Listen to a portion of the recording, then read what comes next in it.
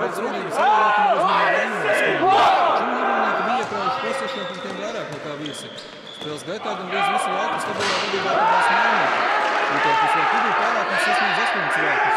Taču tad izmantojot vairākas norādījumus jūrnieku komandas sastāvā, Vainotas handbolisti negaidīti to visu likvidēja un panāca neizšķirtu 20-20. Pēdējās nervozās minūtēs mazliet veiksmīgāk izrādījās jūrnieku sporta spēlētāji, kas izrāva dramatisku uzvaru ar 23-22. Kā pietrūka pašās beigās? Droši vien spēku un arī bišķi gudrāk vajadzēja nospēlēt droši vien. Ko vajadzēja darīt citādāk? Izspēles tīrāk iedevām pēdējās 10 sekundēs pretiniekam principā bumbu un to visu arī bija beidzies gandrīz. Pēc panākuma jūrnieki saglabāja 4. vietu, Vainotas handbolisti viņiem 7. pozīciju.